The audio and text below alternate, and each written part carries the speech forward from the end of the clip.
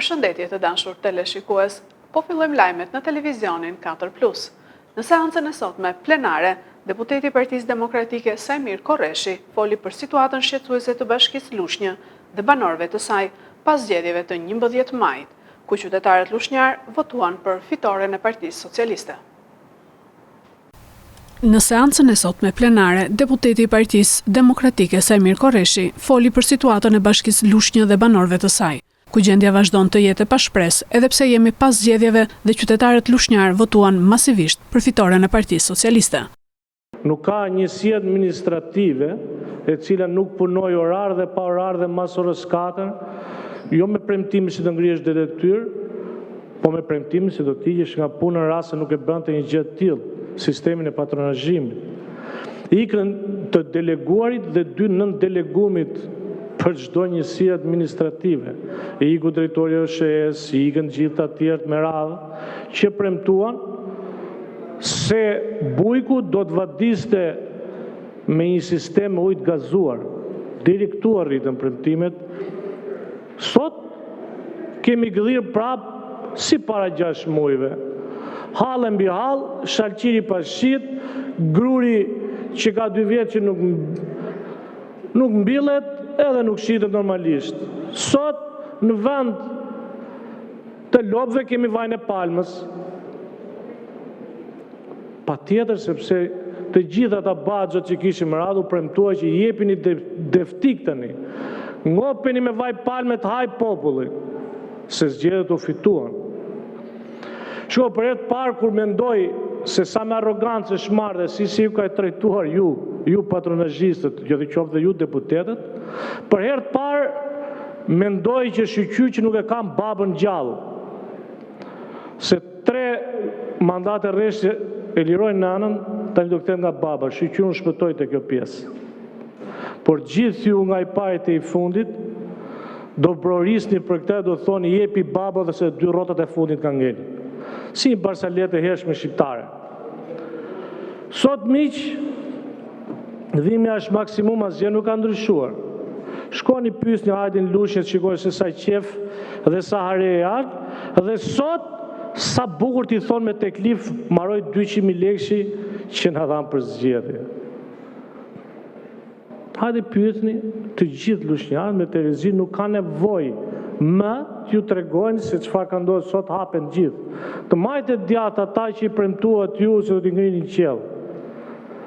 S'ka më nys gjokaj dollira, se iku ajo e keshit. Nuk është më, edhe pse në orar të punës shfrytëzonte për dollin nys gjokaj, sot nuk është më. Ata atje çfarë do t'i themi? Shalqiri sushit, domati po ashtu jo. Rruga ngeli për gjysmë para zgjedhjeve. Premtim shkrepat i çuam.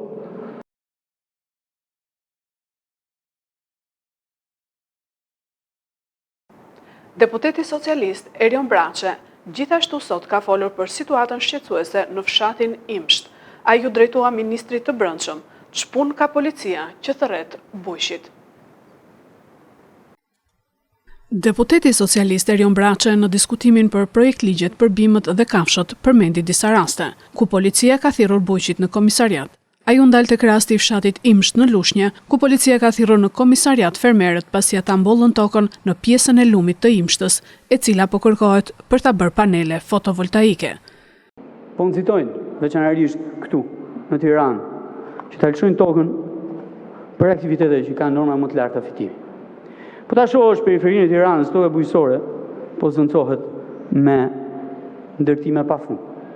Ndërtime shumë kaç, ndërtime 1 kaç, 2 kaç, zona rezidenciale e kështu me radhë. Dhe nëse ka një element kyç, në bazë të cilit duhet filloj puna, e pastaj shkojmë edhe tek mbrojtja e bimëve, patjetër që është mbrojtja e tokës. Ne nuk duhet lëshojmë më tokë bujqësore për ndërtim. Kjo është ajo. Tirana sot është në agresionin e ndërtimeve dhe po hyn në një cikël vicioz të habitshëm. Norma e fitimit të bujqëve, që merr me bujqësi, merr me vështari, merr me pemtari, kështu me radhë, po bie. Dhe atyre bujqëve ju intereson dhe vjen në presionin e jashtëzakonshëm për ta lëshuar tokën për qëllime ndërtimore. Shihni Saukun, shihni Fark, shihni Bërgjitën, shihni Mulletin, aty më tanë. E për tyre edhe më në thellë, në periferit bujësore të Tiranës se çfarë po ndodh. Duke ndërtuar në tokë bujësore zona rezidenciale. Kjo është aja dhe kjo është e parë. Është themelore. Në qoftë se ne duam kemi bujësi e pastaj kemi dhe bimë të shëndetshëm nga procesi i të marrurit me bujësi. E dyta, që është themelore. Po prapë në gjykimin tim. Organet izbatuese duhet merren jo me njerëzit që punojnë tokën për të prodhuar në bujësi.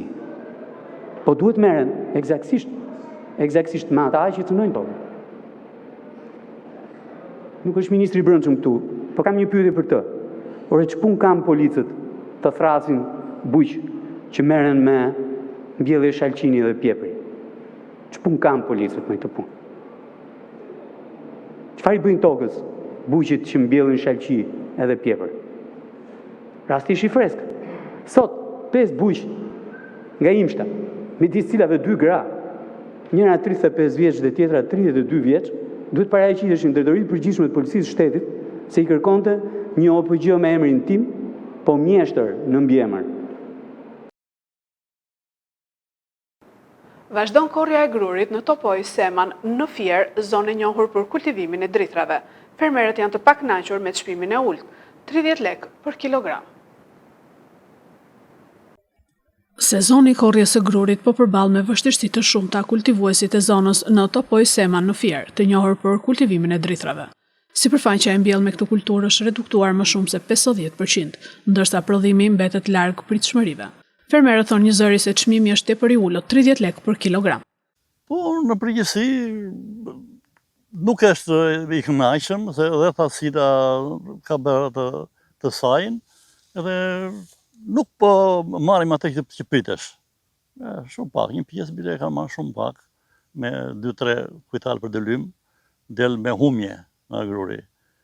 Unë 3 dëlym grur kam bjell, aq mbjellon sa për nevojat e mia, qatë ngelet, shesa për të mbuluar shpenzimet që kam bërë. Nuk ka prodhim. Për mua, nuk ka. Ja, shikova kushërin dhe mi unë, 5-6 dëlym ata, mos më shumë që kem pat, mund të kem 4-5 kujtal. I kanë apo si kanë. Edhe shumë të tjerë që kanë parë, që kanë qurë në Hobor ata, në Qimendo, kush 4, kush 5, kush nuk e di që të ketë marrë në njeri prodhim të mirë. Nuk ka prodhim se plerat janë të shtrejnë, da, të gjitha. Edhe ai që ta ngasi, po ta ngasi në aqë, se edhe ai e blen naftën aqë, dhe i s'ka qa ben.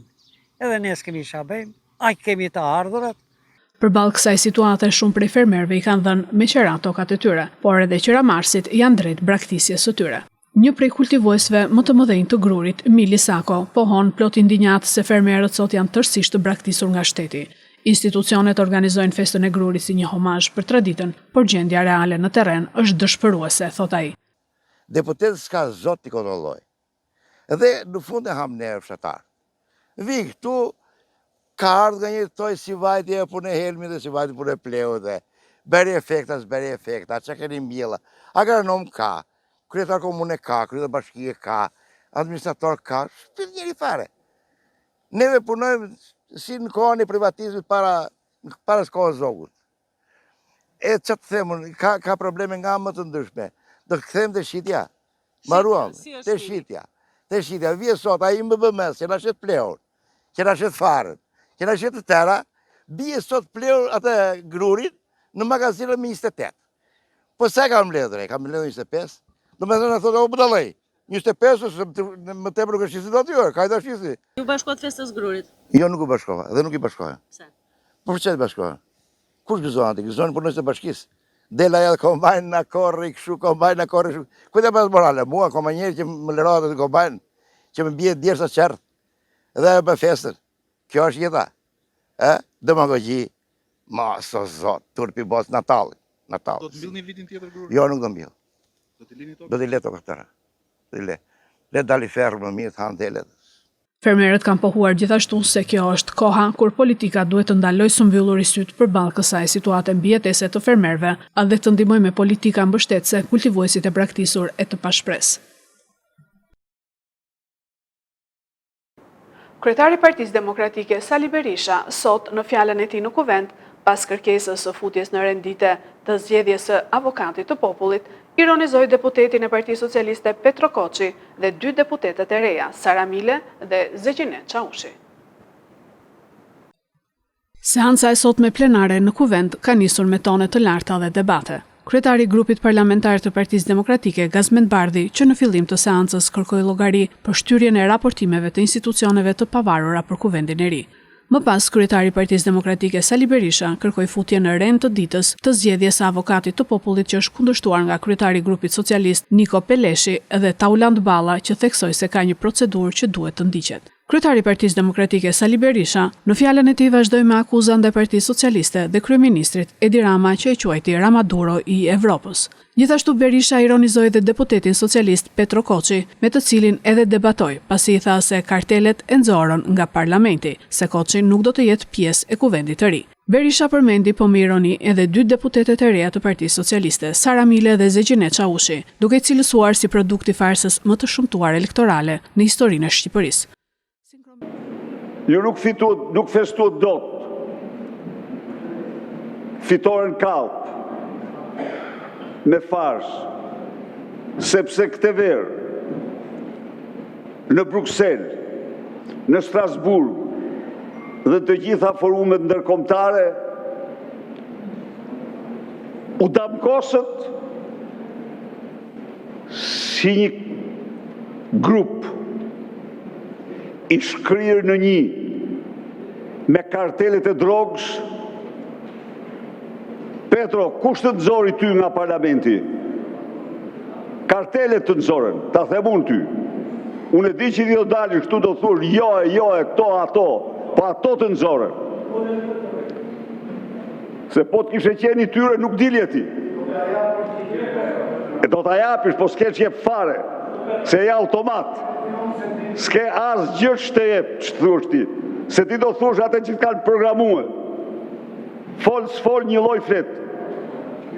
Ndaj dhe në qoftë se në Shqipëri, ku është ajo Sara? S'është këtu, as Zeqineja, s'janë këtu ato. S'kan ardhur akoma. Sali, ti je i fundit në Republikën e Shqipërisë që mund të flasësh për zgjedhje të lira. Ti je kampioni i vjedhjes dhe i grushtit të shtetit të 96-ës. A e mban mend çfarë i ke bërë ti, kryetarit të Partisë Socialiste Librazht dhe kryetarit të Partisë Socialiste në Bulqiz, në zonën që kishit shpikur për Azemajdarit. I masakruat një rraje barbare me bandat tuaja elektorale. A e mban mend çfarë i ke bërë komisionerëve të Fierit? I keni rraur dhe i keni nxjerr nga qendrat e votimit. Ti e burgose Fatosnano për politikë. Dakord, dhe mos fol më për zgjedhje. Ti je në të njëjtën frekuencë, në të njëjtën val me Maduron, duke akuzuar shqiptarët sikur janë mafia ndërkombëtare e karteleve dhe bandave të drogës. Turp të kesh.